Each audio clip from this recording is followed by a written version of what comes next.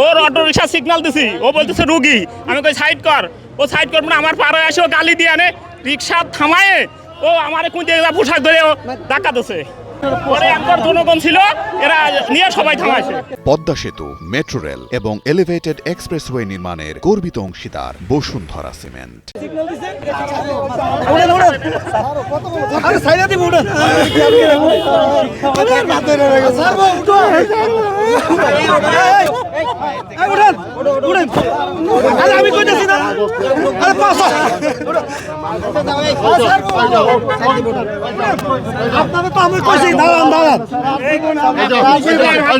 পুলিশের সম্মান করবার ইনশাআল্লাহ সিঙ্গেল ডে দাঁড়াবা ইনশাআল্লাহ। আমার দুদিন বাড়ি দিয়ে লাইছে বাড়ি আগে তোমার দেন আগে সিঙ্গেল দিছে দেন এটা কাটটা আমি কি করছিল ঠিক আছে যাও রাস্তা যাও আর জানো কখনই কোন যাও কি ঘটনাটা রুগী লইছিলাম আমি 3 জন রুগী লইছি পয়লা আমার সিগন্যাল দিছে মানে রাস্তার মাঝখানে খারাইছে মিছা কথা বলে লাভ না আমি দোষ আমারে কইলে হ্যাঁ দোষ আমারে আমি রাস্তার মাঝখানে সে খারাইছে গাড়ি ব্রেক করছি আর হ্যাঁ বাড়ি দিয়েছে আমার আগে দিয়ে রাস্তা ক্লিয়ার করতে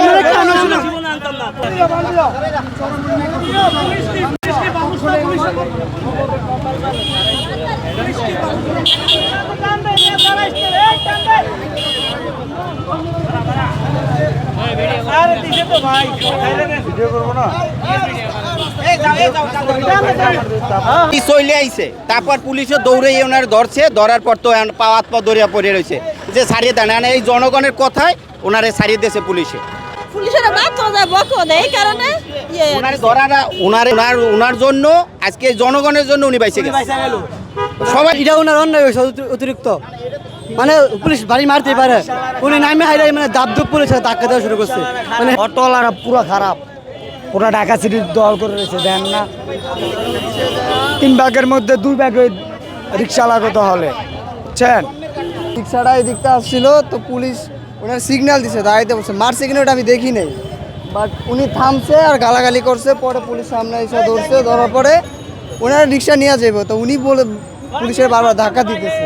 বিভিন্ন ট্রাফিকরা যেসব কাজ করে তাদের আমাদের সহযোগিতা করা উচিত।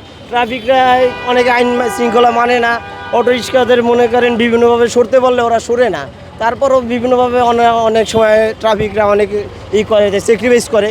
অটো রিক্সাওয়ালারা যদি ট্রাফিক শৃঙ্খলা না মানে ঢাকা সিটির ভিতরে চলে যাওয়া সম্ভব। আর ট্রাফিকদের দোষ দিয়ে তো লাভ নেই, তারা আইন শৃঙ্খলার কাজ করবেই। সবাই